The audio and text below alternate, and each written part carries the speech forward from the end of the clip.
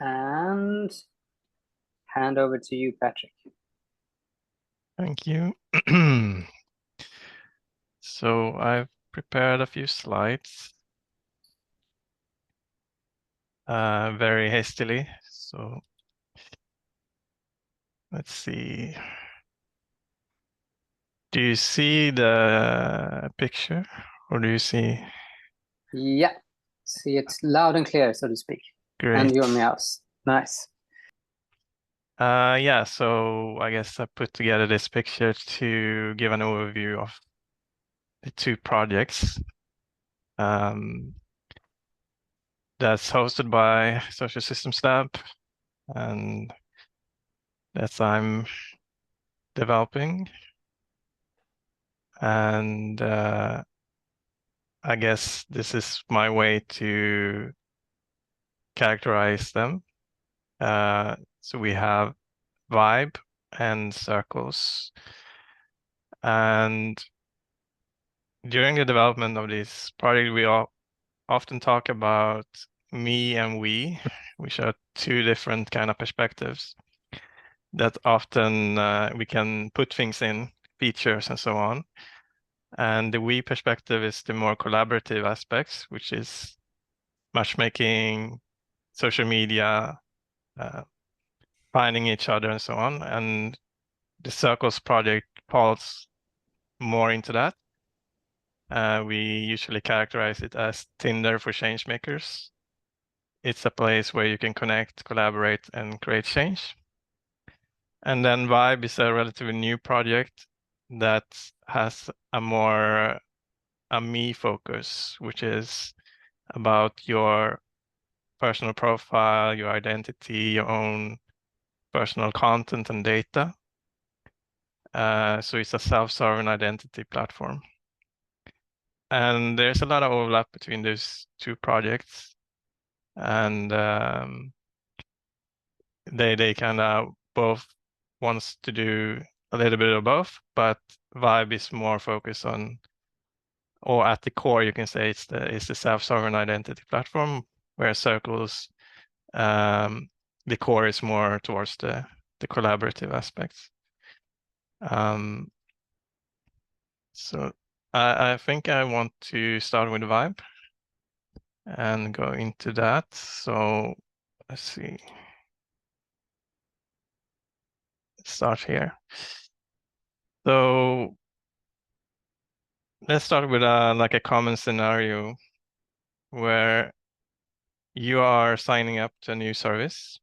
It could be a social media.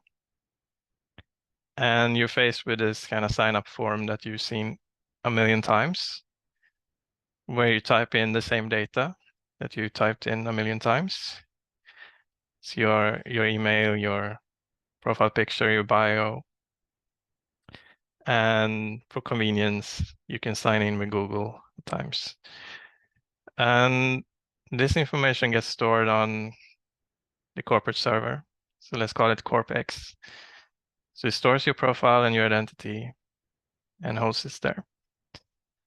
And then when you start using the service, you start creating content. So you create posts, you like things, you make connections and friends on the platform.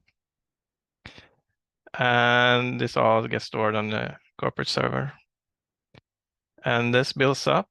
So after years of investment, your digital presence on the platform grows. You might have hundreds of meaningful connections. You have followers and friends, and maybe years of posts, photos, memories, and you build a kind of reputation around your account.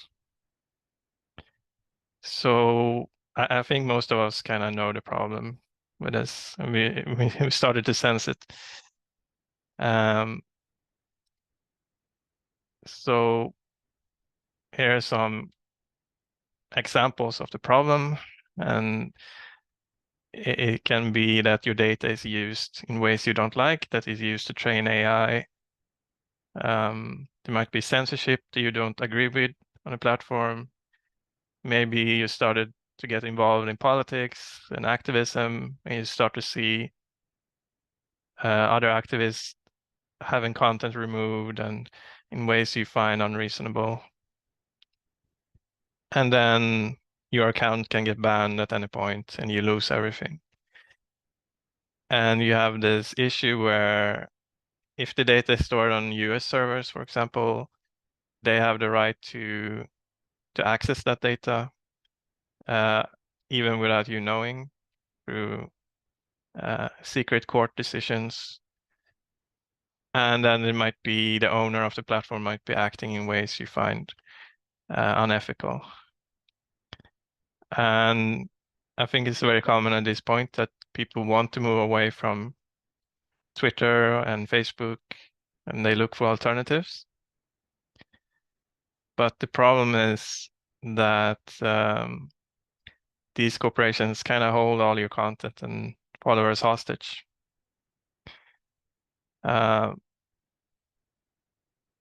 So we have this situation where your identity is scattered across many different platforms, and they hold your content kind of hostage.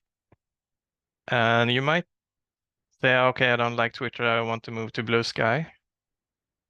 But there is a similar problem there that that content is on Blue Sky servers. They have a more federated approach, so it alleviates some of the problem, but it's still like you're going to face the exact same problem if you want to move from Blue Sky to another service. And like Elon Musk can decide to buy Blue Sky and, can hijack all your content and start, using it towards his agenda. So yeah, we still have the same problem. So the solution is, or like a proposal of a solution is what we call Vibe, which is basically you bring your identity and your data back to your control. So everything is, and this is like stage one, everything is stored on your device. So you have your account and your ability to prove that you are who you are. And then you have your content and your connections and your likes and everything like that stored on your device. So we can flip it around, right? So instead of all these different services having your data, you have the data and they have to request access to it. And you can allow them certain access, allow them to store certain things, and you can reject access at any point.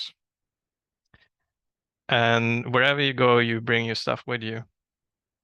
So it's in your pocket. So if you go to another service, you have all your connections and your content, you bring it to that service. And there's no sign up forms and there's no having to go through all that again to get back to where you were.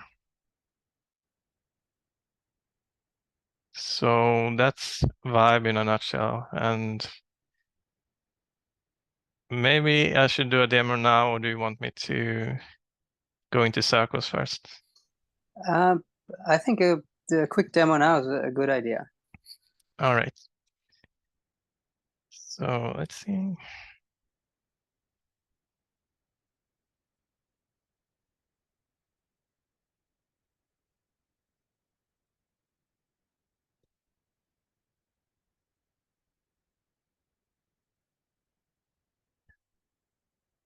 So this is my mobile phone projected. So this is the first screen you see when you open the Vibe app on your phone.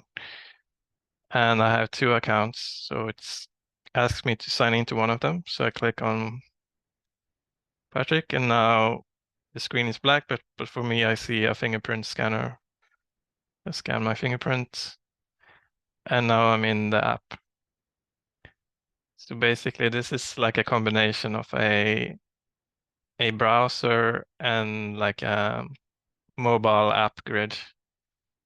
So So you have the address bar on top where you can navigate to different pages, and beneath you have all the apps you have installed. So right now we have a Vibe website and a contacts app and another contacts app that I use for development. So I can open the Vibe website. So this is a website that can integrate with the Vibe app. You can see up there it asks for access to my data. So I can click here and it specifies what it wants access to. So it wants access to my contacts. And here I can specify if it can always get access or if I wanted to ask every time it wants access. So I set it to always. So now this website have access to my contacts and it has enabled this share button you can see on the screen. If I click on that, it brings up my contacts, and maybe this is a function where I can share the website with others. I can go back to the home screen. I can go into my contacts list. And this question is just asked once when you open the app for the first time. So it asks for access. So this one wants to read my contacts and it wants to write contacts. So I set write contacts to ask. Hello. And here's my contact list. So you can try add a contact.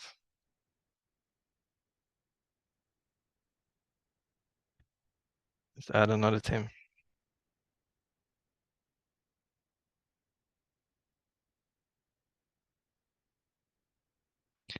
And here it's asked for permission to write. And I can inspect what it wants to write. See if it looks all right. And I can allow it. I can click don't ask again if I don't want to have to give permission. There with Tim. And then we switch back to the Vibe website. And click on the share. And I have Tim there. You can share Tim. So all these apps access the same data. So we get this interoperability between apps. And you can create all kinds of stuff. Components for developers to reuse and all that. And I'm not going that into the benefits for developers, but there is like significant convenience for the developers to use this framework as they don't need to set up a backend, and there's a lot of components that can be reused. So it's a lot of load off the developers back to get pretty advanced functionality. So that's the basic demo of the app as it looks right now. Yes.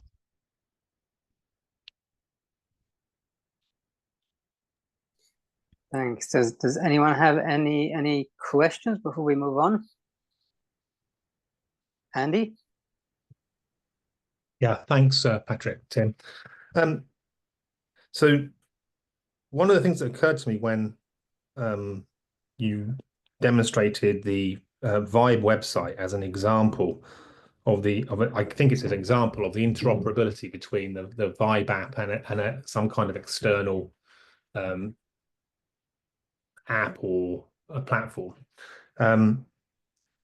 You describe the interoperability as being it's clearly central to Vibe working. But I wonder, I mean, the interoperability with, let's say, X, presumably that's going to be contingent on you being able to access X's APIs. And we've seen X block a number of different functions.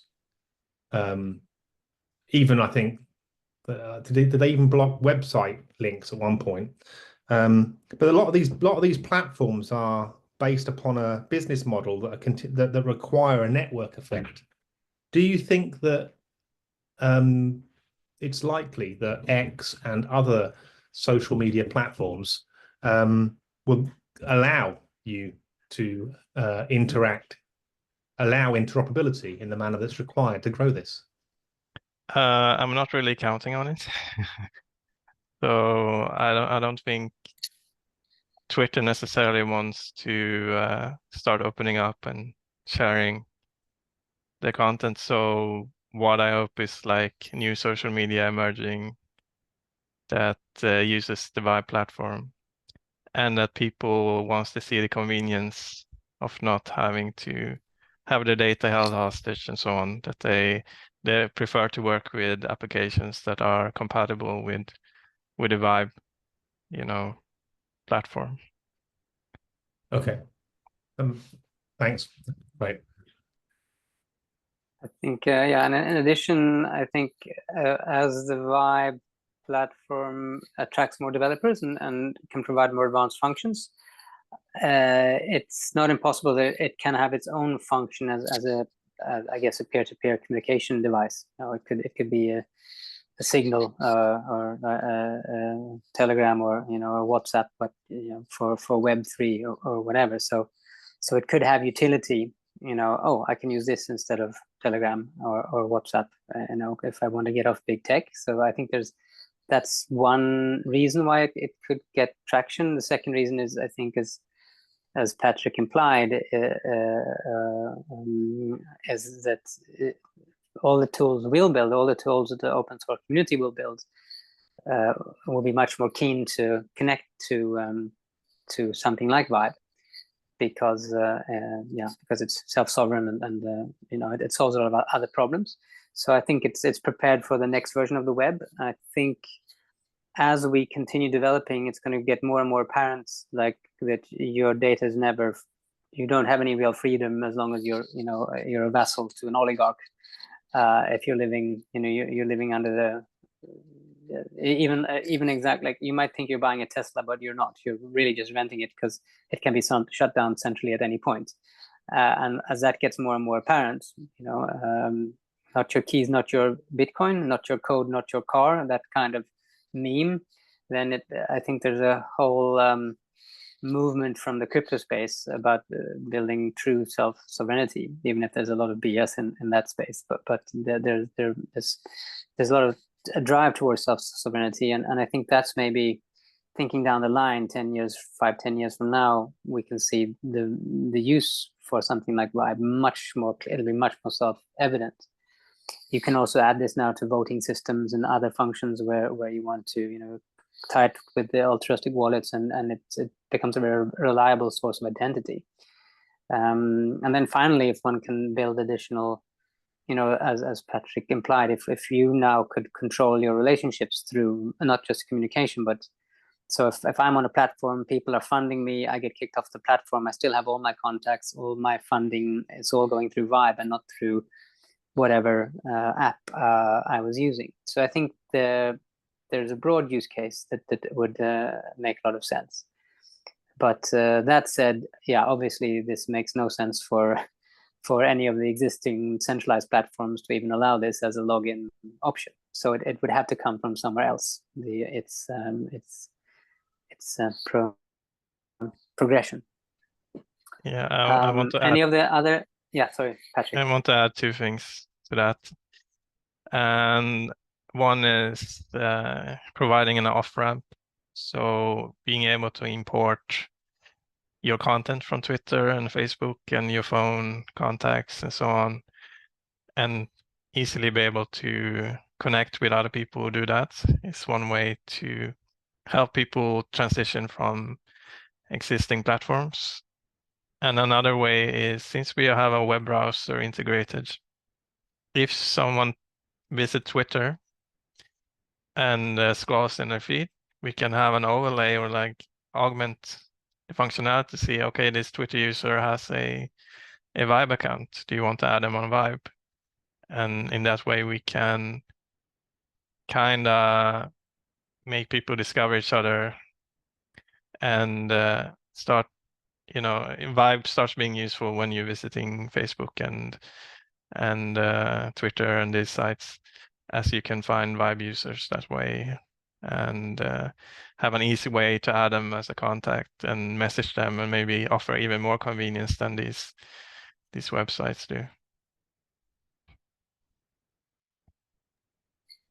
Great, thanks. Just before we move on, does Tim's any of the Tims or the Christian have any follow-up questions?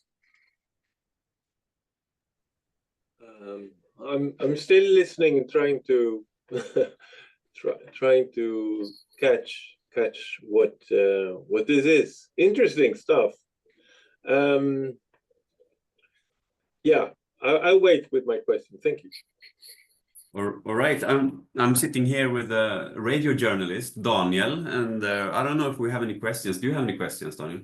When is the launch going to be of this? The launch? Yeah. Yeah, all right. And there is no planned launch since this is a very early prototype, and we are kind of experimenting with the concept currently. And currently we are putting most of our focus on circles, as we are closing launch of circles for test users. So I personally haven't had much time to really think that much about when potential when the launch of Vibe is when that can be, but yeah, it is very hard for me at this stage to give some kind of estimate. If to just comment an ambition though before I hand over to you, Andy, an ambition is that when we do the hard launch of circles in 6 months time or something, when we really open up after our test period is done, to have a functioning version of Vibe, so people can create their account on circles with Vibe. So that exists as like, you know, maybe the first time you can use Vibe to log in and own your data. But that was the ambition. Patrik, I don't know if you still think that's feasible, but absolutely, it's just a matter of how to prioritize things. Perfect. Yeah. Brilliant. Who knows? Maybe we'll get one of Andy's master students on the problem. Andy, you had a question. More an observation following up from my last question and the answer given.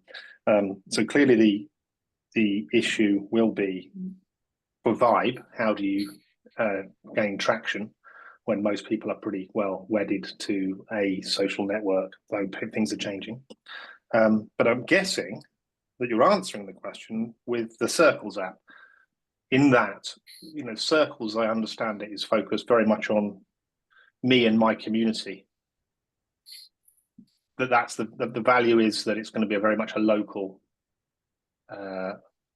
creating local value that's very close to you. And that will create a social network that Vibe will then help interact with in some way. Yeah, so the idea is eventually we move more and more things onto Vibe. So your Circles profile can live on Vibe, and then your connections and so on. And yeah. Yeah, and ultimately your funding, you know, if you receive funding through Circles, the funding can go directly from like the donor to your Vibe account, or the donor's Vibe to your Vibe. So there's really no the less data stored or processed by Circles, the more effective it would be, or more reliable. So that would be the long-term ambition. Okay, so I actually do have a question. It's okay. Yeah, Tim? So this self-sovereign identity is something I've heard, like it's a buzzword within Web3, I guess. It's like coming from standard organizations, and also from the European Union has their version of this self-sovereign identity. And I'm kind of curious to hear a little bit about this Vibe version, or who is the what's the kind of origin of this system? Or are you doing it all from scratch, or do you use any particular kind of self-sovereign identity system? Well, at the core is a very simple idea, and that is it started with your identity. And it takes the idea of RSA cryptographic key pairs, and basically you can generate an identity in such a way that you can give away a public key. Everyone can see it, but you have a private key, and that private key allows you to prove that you are the owner of this public key. And you can prove that without having to give your private key away to anyone. So that is kind of at the core that allows us to basically decentralize identity management. And that technology is used in blockchain and stuff like that. And there's an organization called the Federal Auth Network that kind of prototype how to do this and allow the keys to be stored on the user's device that this is kind of inspired by. And I've also heard about initiatives such as Web5, which is also trying to do this self-sovereign identity, but they're doing things where they want to store things on the blockchain and so on. That's personally, the moment you try to do things with a blockchain, in my experience, things get, you have to take into account transaction costs and all this that makes it, and there's a whole infrastructure involved. The approach I'm doing is keep it simple, and no need to involve the blockchain at this point, and just doing what I feel works. That has been the approach.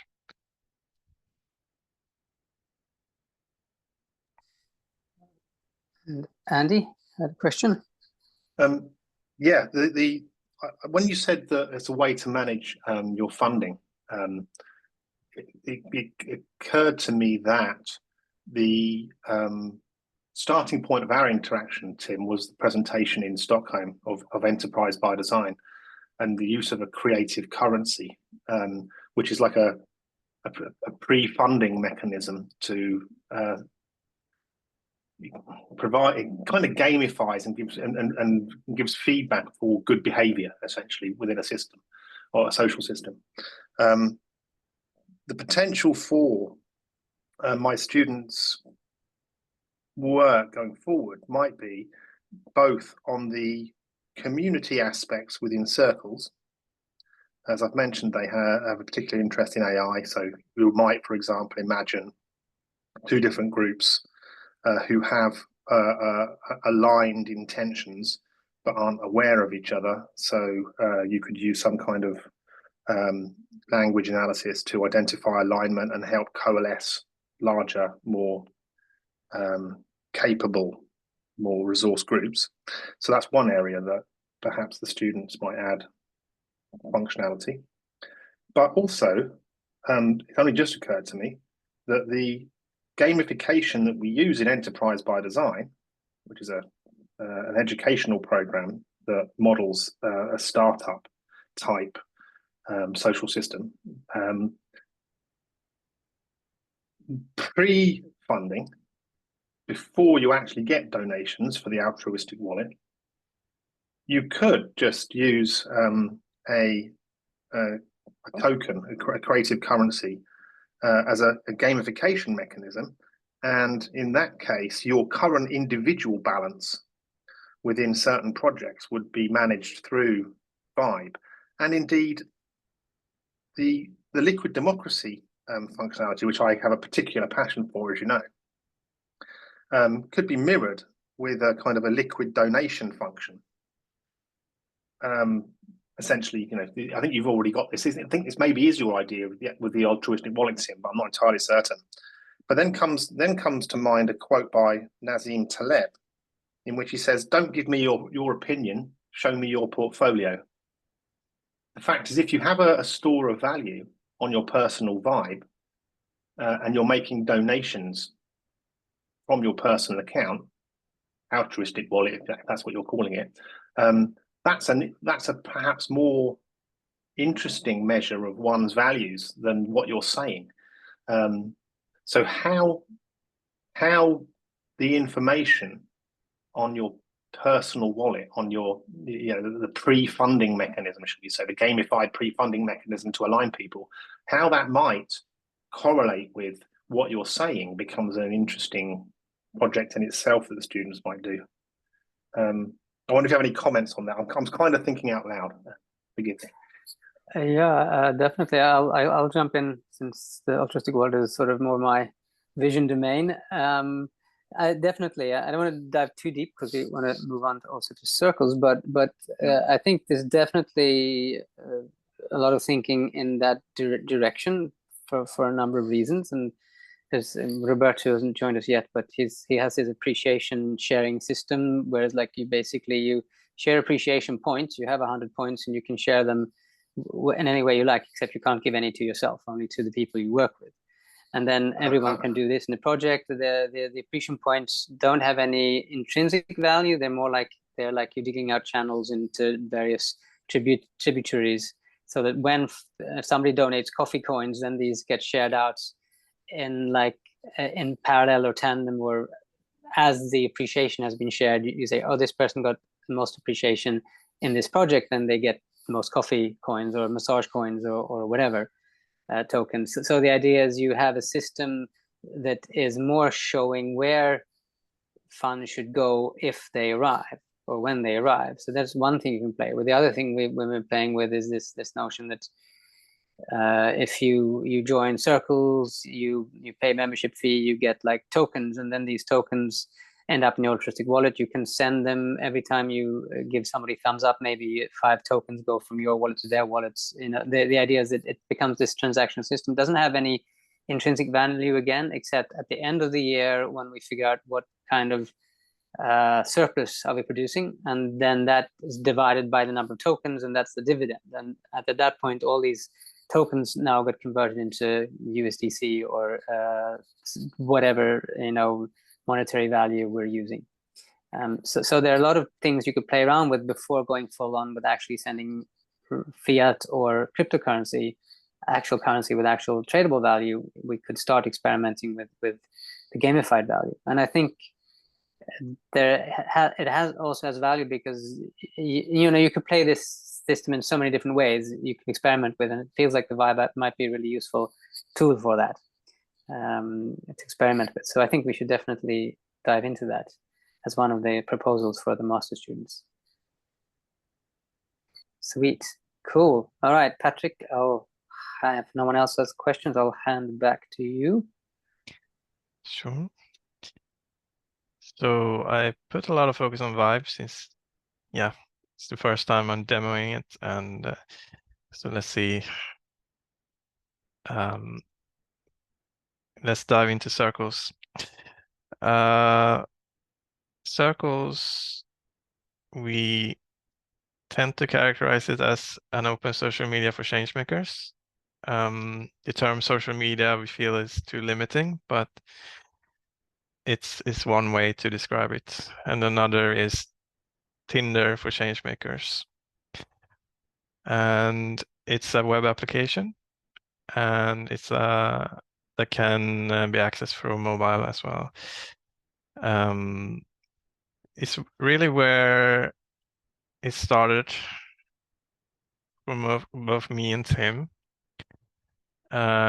This idea of creating a platform for changemakers. And basically, for me, let's dive into the map first thing, because that's where it started for me. So we're in circles now, and we have a map where we can see all the circles that are in our vicinity and in the world. And the idea for me was like, I'm from, let's see, right now I'm in Stockholm, taking care of my sister's cat. But I live in Grobo, which is a small rural town.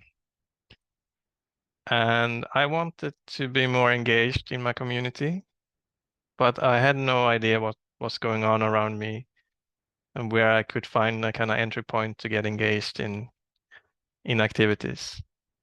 So I had like ideas I wanted to share, I wanted initiatives and I wanted to have an impact on my local society, but I couldn't find an entry point. So that's where I envisioned like a map where you can see activities around you and circles you can join and so on. So that's the kind of genesis for me personally.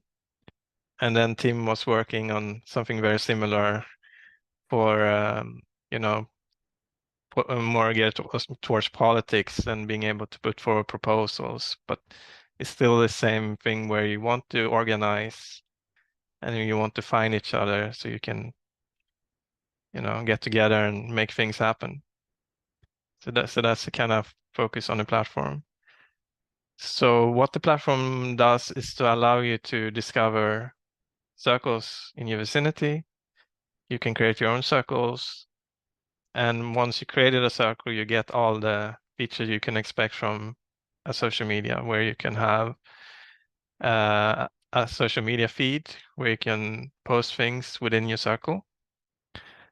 And you have a chat where you can chat within the circle and also with people. And you have a friendship list. And you can discover, you have different filter options. You can kind of discover people that are close to you. And resonates is like people whose profile is semantically similar to yours. So it's like a little bit of AI matchmaking. So you can find people that maybe are like-minded that you want to get in touch with. And it's a similar thing with circles. You discover circles that are kind of aligned with your goal purposes. And maybe we can look at the onboarding process as well. So if you create a new account, this is what you are faced with, a welcome message. And then you can write your mission statement. Once you do that, you get to the next screen where you can choose your causes you want to be that interest you. And this, we do a little bit of AI matchmaking here as well. So we match the mission statement with the causes and you see which one are most semantically similar. And then you pick your skills. And the idea is we're going to build upon this and create a project management. So you can put up projects, initiatives, and you're looking for talent. And we can use this information to do a little bit of matchmaking and recommend projects. So once you created a circle, you can also, let's see if I have a circle.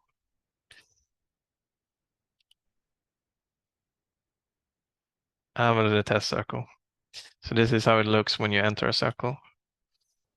You have your feed here, for members only.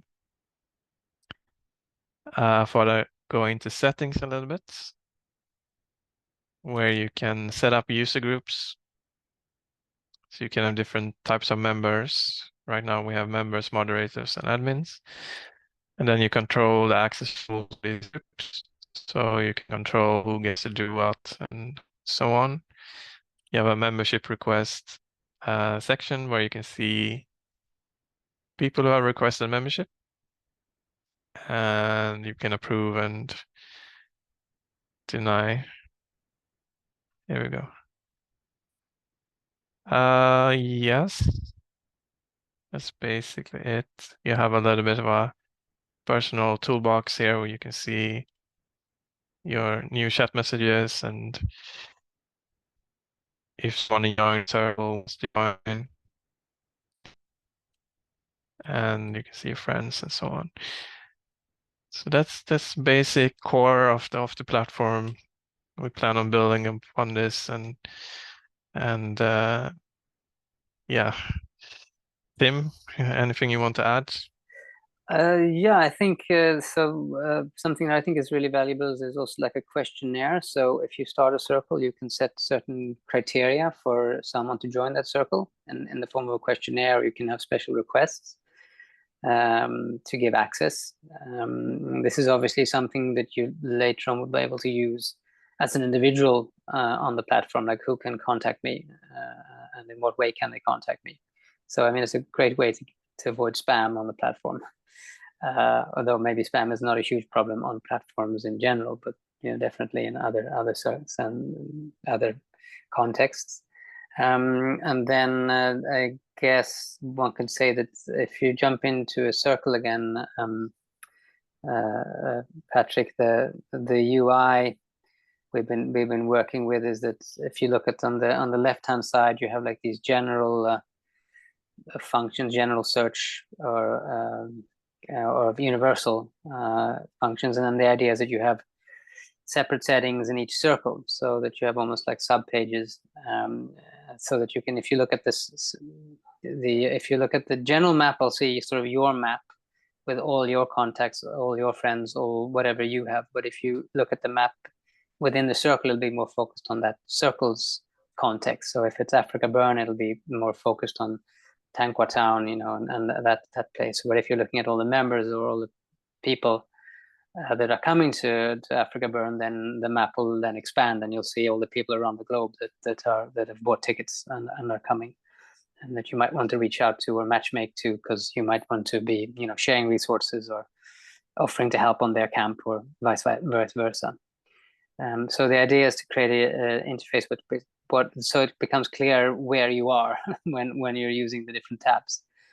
Yeah, I think. And then obviously what we want to add to this is both the liquid democracy feature, so that you can post proposals and other things, and you can delegate to another person or to what the majority of the circle thinks. There's a lot of different ways you could delegate.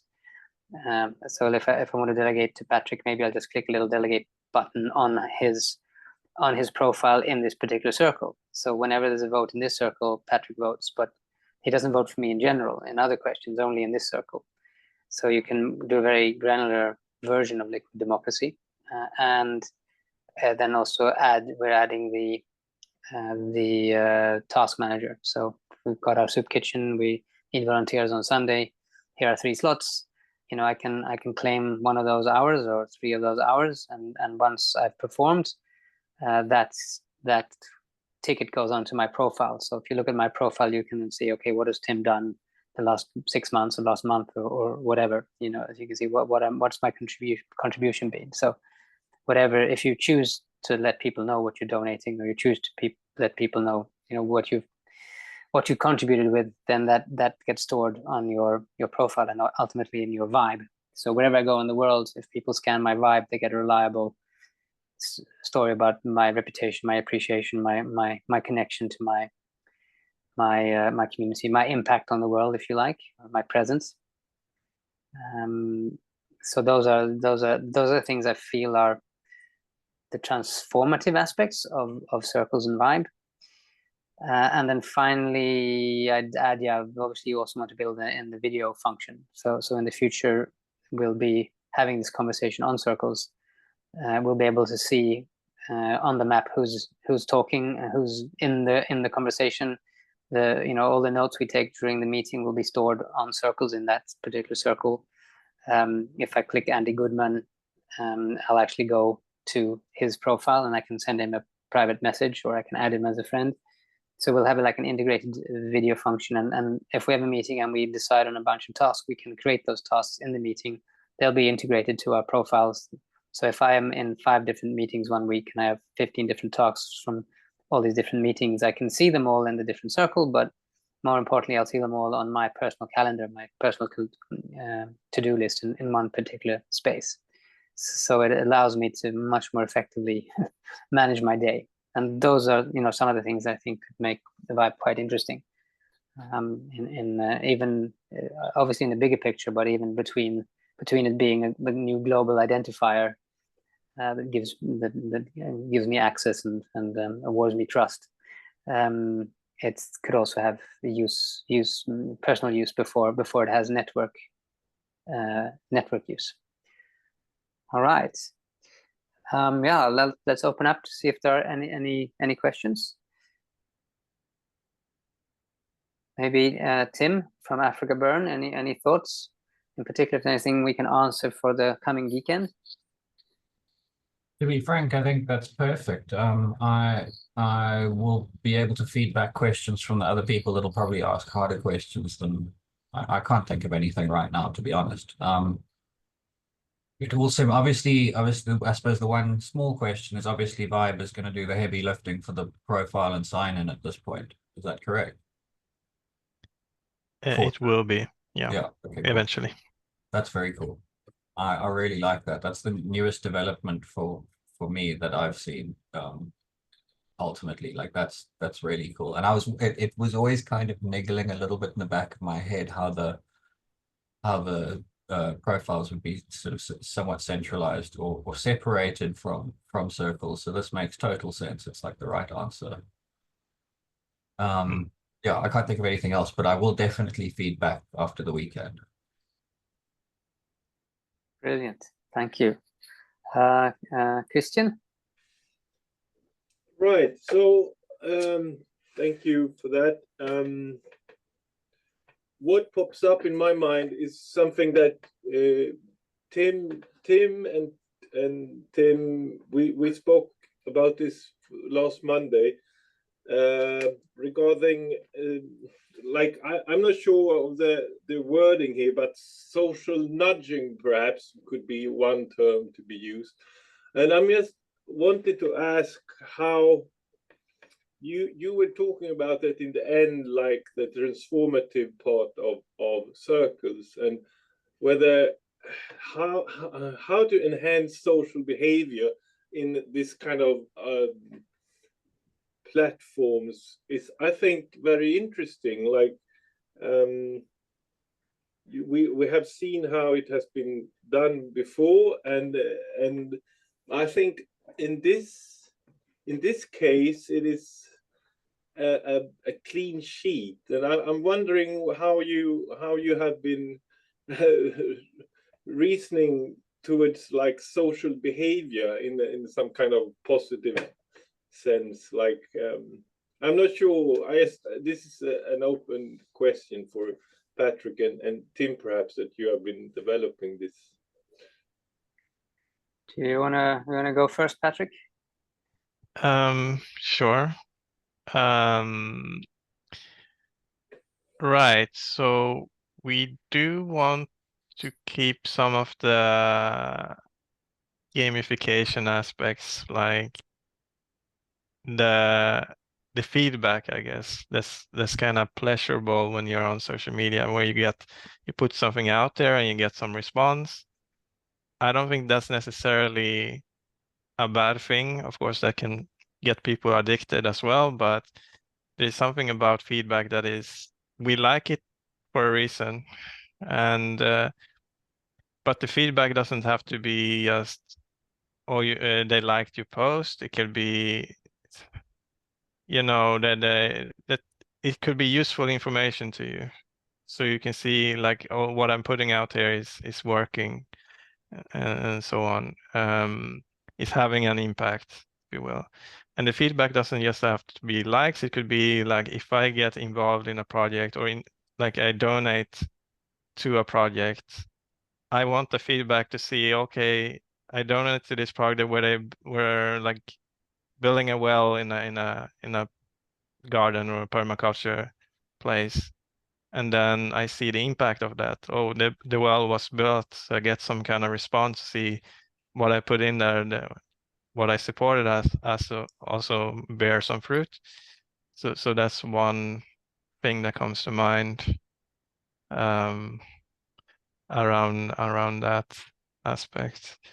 Tim, do you want to add anything? Yeah, I'll add, and then I'll pass over to you, Andy.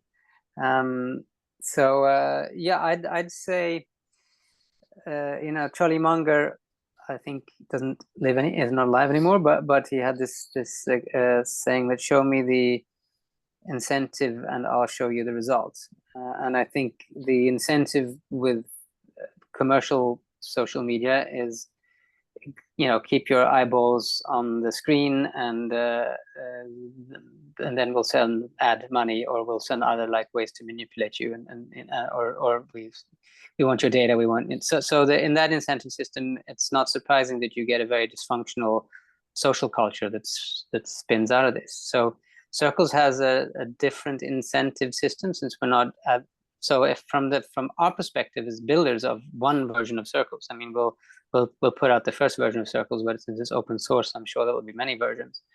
But so our incentive is we don't want advertising, we don't want to manipulate, or we don't want it to even be possible to really to track people and sell their data, no secret algorithm. So that means our incentive system is to build something that is so good that people will willingly pay to use it or support it. So our incentive system is to build something that is as practically useful to you or your community as possible, that you like and relate sufficiently to. And ways we want to do that, apart from building really useful skills, not having to use valuable real estate for advertising. Like if you go to Facebook, half your feed is just advertising. We don't need any of that. It's not part of the business model. We can focus on really useful functionality. We can focus on micro crowdfunding, resource sharing, volunteering, building a space for all these things. So this becomes really useful for you. And in that utility, I think you will find a different mindset. Because as you step into Circles, you're stepping into this space not because you just want to hang out on social media, but because you want to get something done, and preferably get something done with other people. Now, this might be getting something done digitally, like we are doing now, like we're working, online and in the digital space, or it might be, that soup kitchen, like having a meeting or just signing up. I get on, I look at the map, I see who needs help on Sunday. I'm free on Sunday. Okay, there's three projects. I send out 3 requests. One of them responds, yes, please come help us pick up plastic by the riverbank. I'm like, cool, that's my Sunday. Now that goes on. I show up, I pick plastic, and then I get that little the token or the indication that I've done this Sunday. Now that's part of my gift or my contribution. So the emphasis is much more on contribution naturally. We're not pushing it, but it's I think the natural type of engagement here would be engagement, to deepen relationships and improve the world. And even if that just attracts 1% of the human population, that's a lot of people. And I imagine it's going to be a lot more the more we need to rely on our communities to get things done. So I think that, and then on top of that, you can imagine more systems of support in this. So the more I contribute, maybe the more other communities will offer me, or other. So for instance, we have a bar in Cape Town. If we might say everyone who helped out to pick garbage the last 4 Sundays gets a free beer or a free soft drink or whatever if you come to our bar, or a free dessert if you order something. So you now can start a gift giving economy that benefits the capitalist system, because people are coming to your bar and buying product, but you're also giving something back to the people that are helping the community. So you start introducing sort of a community economy game, or gamification. So I think these, without us stating this, I think trying to build into the infrastructure a different kind of relating and connecting with each other as part of the base code of the platform will create a different type of culture. Especially as the more you contribute in this system, really is the more you contribute, the more value you have in other people's eyes, the more likely it is that other people will contribute to your project. And if you come here because you want to change the world, you don't want a bunch of enemies. You want a bunch of friends who are going to sort of spread your project. So there's an incentive to actually get along and see beyond, trying to understand each other, trying to work together. Whereas on most other social platforms, you gain points by being belligerent and fighting and getting followers and being nasty. So it's almost by nature speaking to our better angels, because of the nature of what we want to achieve through the platform. So, but that's, we could talk for hours about that, but that's just to give you a broad pitch. Andy, I just want to hand over to you before Zanna. This is really interesting. I think when it comes to you talking about kind of integrity in part, in collaboration. I mean, I think as you've observed, Tim, sometimes it's hard. We've discussed it's hard to identify those who are genuinely aligned with your interests at times when working in an open system. Something that I use with the students on Enterprise by Design is very early on is they are required to codify certain behaviors to form a collaboration agreement very early on that is used to evaluate the behaviors that lead to success. And that evaluation is then translated into a shareholder agreement for the ultimate prize funding. Something that strikes me as would be useful is something like some kind of integrity heat map. I can imagine within each circle there is a different culture, a different set of collaboration expectations would emerge. And you can imagine before joining and committing to any given project, having a sense of the integrity of that group, the fact that they are actually working towards something, as opposed to just talking about something. There's value in that, but nevertheless, that moving from a social activation to a social sort of actually acting in the community will take different groups different amounts of time.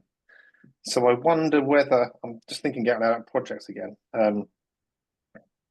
how might the incentive systems and a measure of individual and circle integrity through some heat map or other be used to help signify alignment between different groups or help inform a decision to join a given circle.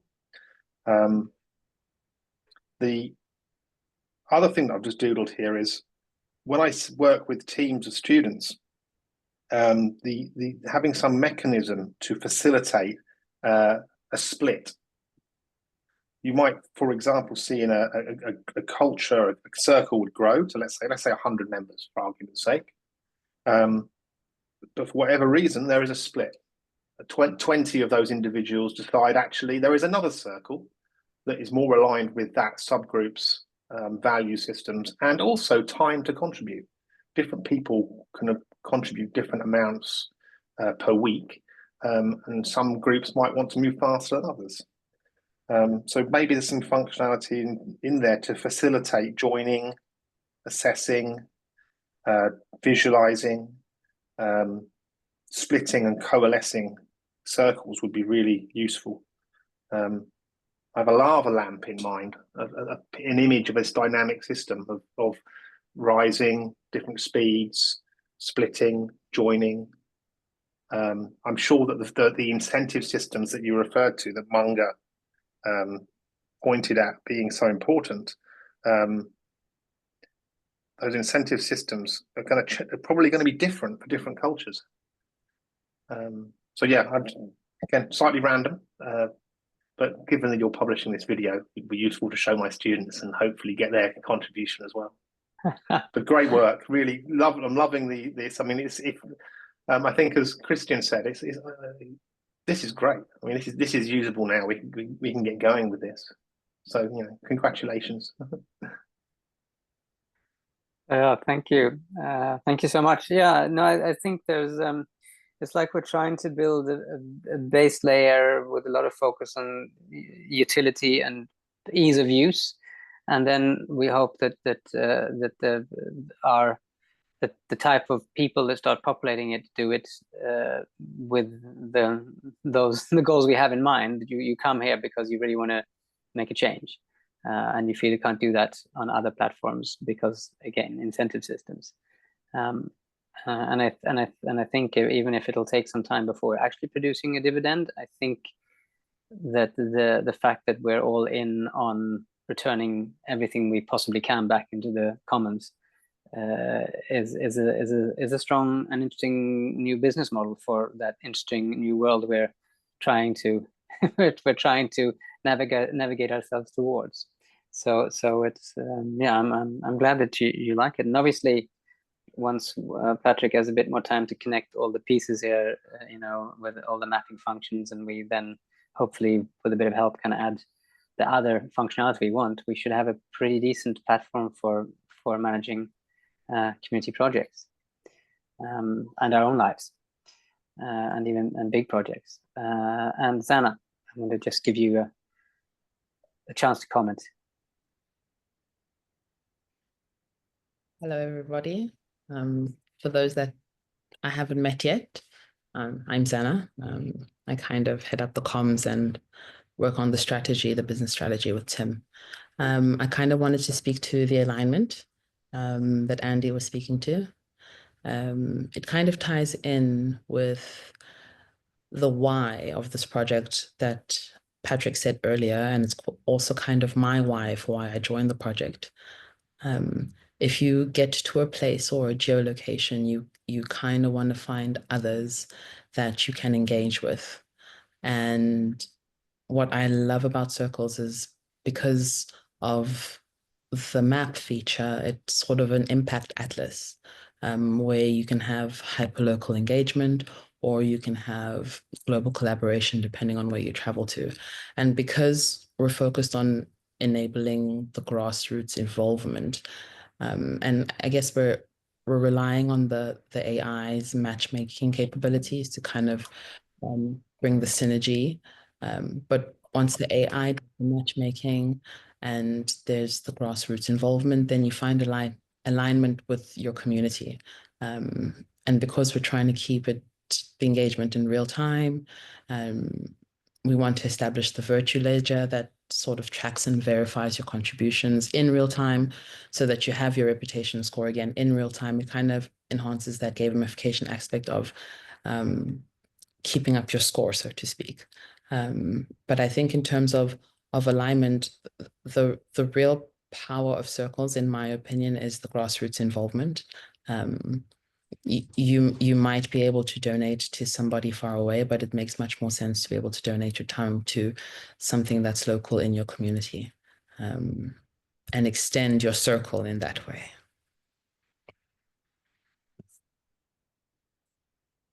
Brilliant, thanks. I love that those two terms, an impact atlas, which I think is really interesting because your view of the world could potentially be the view of all the impact you've had, you know, since you joined Circles, which is really cool. And then the second thing was the virtue ledger, so all these things get stored, because the way it is today, the people that do the most usually get the least recognition. And in this context, all of a sudden, you know, all that volunteering you do counts for something. You know, not just free desserts, but even more advanced things and more advanced access. You know? So wonderful, thank you so much, Andy. Yeah, the impact atlas, lovely little term there you've used, Zanna.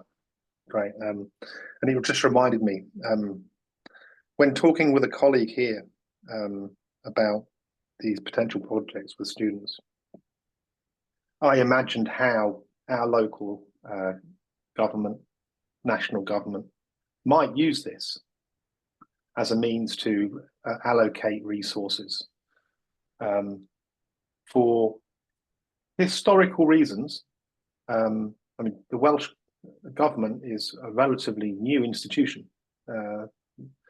Power was devolved relatively recently, and I understand from a colleague who seems to be pretty well informed that one of the challenges facing the national government is the levers into local government, where most of the activities are delivered, are not quite established or not as strong as they might be. So clearly this is an opportunity for local governments, national governments to experiment with new ways of allocating public funds. But it brings me to a question. Tim, you know, our starting conversations with regards to this were very much focused on liquid democracy. are you still engaged with government and political parties? Are you warming up funding bodies to experiment with this? It's something I can certainly explore locally and potentially nationally here. Well, we'd be very keen to. That's where Patrik and I met 2.5 years ago, or however long it was ago, 3 years ago, and 2.5 probably.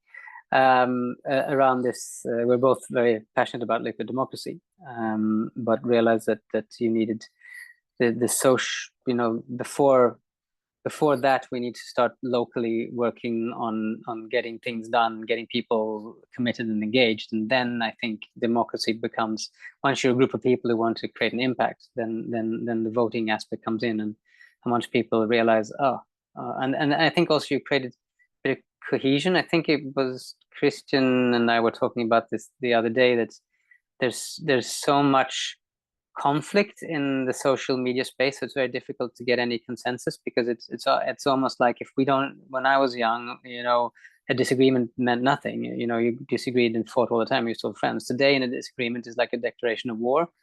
So it's very difficult to create a space where you can have a conversation about an issue without it devolving into a virtual fistfight. And that's very detrimental to democratic debates, because you're now not dealing with concepts, or ideas, you're dealing with friends and enemies.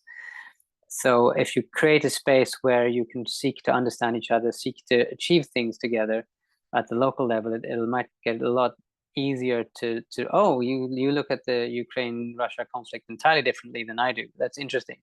We don't have to be enemies because we disagree. We can sort of, okay, well, how can we, because obviously I've been working with you side to side building this orphanage.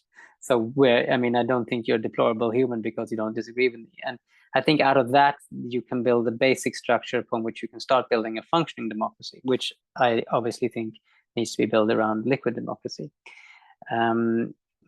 That said, there are discussions going on locally with the local civic organizations in Cape Town about using liquid democracy and voting. So there's a lot of interest in this, not only from your side, but from many places. And so obviously we want to work with this, but it's just, we're a tiny team, and there's only so many so many global challenges we can work on. So as Zanna points out, we're eating this elephant one bite at a time. But if we grow, if we can find more people that want to really take on the liquid democracy, take on those projects, and fantastic. We'll give you the space and whatever resources we can to experiment with that. And in the meantime, we'll try to create a social setting online where these things can be expressed in an elegant and easy to understand way. I can add something to that. I met a guy yesterday, Raphael, who is a guerrilla farmer who is very much involved in politics and an activist, and he's from Peru. So apparently they could get someone elected through social media in Peru that were for the people. But then the state kind of cracked down on the social media and started closing things down. And so, yeah, they need tools to organize, to create circles, and to communicate. And then they need something that's resilient and can't be shut down easily. So I think they need something like circles, and they need something like Vibe to have that strong core that can't be shut down easily. And it's very much in my interest to help create change, political change. And I'm still involved in politics, and it's always on my mind. But yeah, we're going to need help to create all the features, and yeah.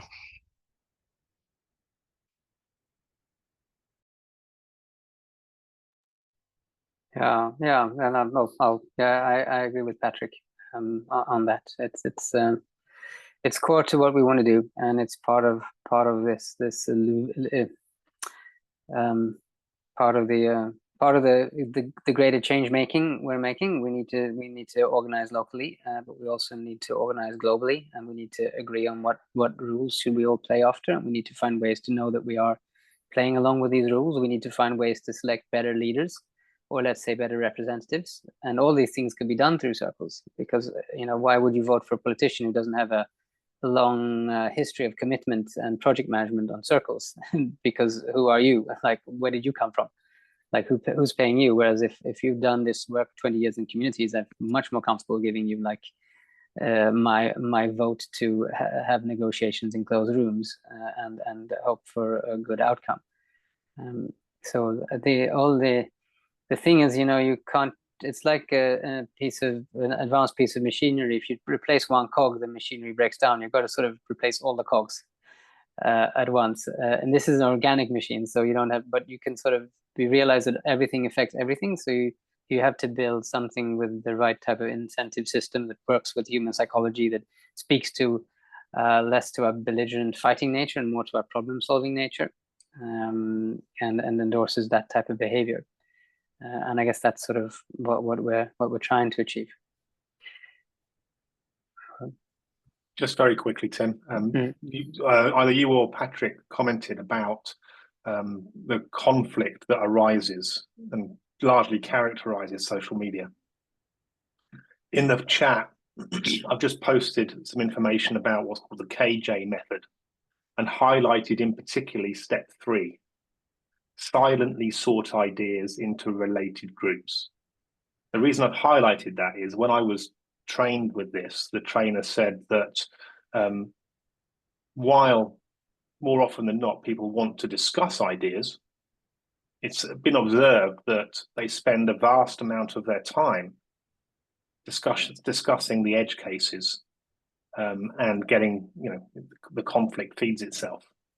So this was developed by a Japanese anthropologist, and it really does reflect, I think, a Japanese consensus-led approach. It's interesting to be part of in a workshop when you have a whole load of ideas and then you're silently clustering them by moving them in relation to each other, and it's effective. So I just wonder, this could also be a piece of functionality. Implement the KJ method as a means to silence or dampen the conflict. A small amount of conflicts, I think, is fine. In fact, it can be constructive to resolve issues, but having a silent method where people shut up and just move things around quietly can be powerful, and it appeals to introverts who don't often put their views across as strongly as the extroverts in the room. So something to consider. Yeah, just to add to that, I mean, the things we can do that are quite interesting on a platform like this. So you could allow for anonymous proposals. You can propose something anonymously in the same way you can vote anonymously. I mean, I've got access to this space, but I can still make an anonymous proposal because I don't want, to be exposed to the debate and things like that. And with anonymous voting, you could also have anonymous juries to have discussions. So there's 100 people or 1,000 people that all qualify to be part of the jury. We're going to take 12 people to discuss how do we handle this particular issue with somebody who's broken the rules. And those 12 people could have a discussion. It could be public. Nobody else can comment on it. They don't know who the other 11, nobody knows who anybody else is in this group, but everyone here is qualified to have this discussion. So that means it's going to be difficult. You don't run the risk of being found and hounded down because you were anonymous, though you were qualified. You can create things that aren't possible in our current society that can solve a lot of these issues, but still have a high level of trust. So I think there's a lot of interesting things that can be born out of this in that space. Yeah, I think we should also round up. To summarize, rounding down, I'd say where we're at, we are in the next few weeks. Hopefully, we got all the dots dotted and the T's crossed, and we can launch for our first troop of test pilots and test pilot communities. Our goal is to onboard 100 local projects in 100 days to get like real hands-on experience using the platform and seeing what should we prioritize. Obviously, we're going to be looking for funding. We're going to be looking for more developers, et cetera, et cetera. And even if we don't, then we have the option when we hard launch that people can donate a small sum per month to keep the platform going. And with 1,000 people donating or 10,000 people donating, that will be enough to run and develop it, even without donations from the outside. But obviously, it would be really nice to have a nice enough war chest so that you have a bit of margin when we're working. So that is the goal. But yeah, I don't know if there's anything else Zanna or Patrik would like to add, or Christian or Tim or Andy would like to summarize. If not, Andy? I'll just say that, in summary, that I'm just delighted to be back involved, and I look forward to working with you and hope to be able to recruit some decent master's students to help with this. I even think that I could use this for enterprise by design quite soon, or other projects, but I'd need to be confident, obviously, that you have the funding needed to maintain the infrastructure. The risk I'm thinking is, you start to build momentum, you activate a community, takes a good amount of effort. They would, I'm sure, ask about the resilience of this platform. However, the fact it's open source means, at least if, heaven forbid, Patrik, you were not able to continue developing, at least it gives people a sense of continuity. So yeah, thanks again, Tim, Patrik, and I'm looking forward to working with you, and it's nice to meet the rest of you. Brilliant, yeah. Thank you, Andy. It was good to have you back on board. Sweet. And yeah, Tim, I guess we'll connect after the weekend. Yeah, absolutely. This has been great. It's also been really cool watching the development from where you and I first met. Was that like over a year ago now, I think. And seeing where the project is now it's been really interesting, because the developments have been all from stumbling blocks that have kind of developed as we progress through. It's very cool.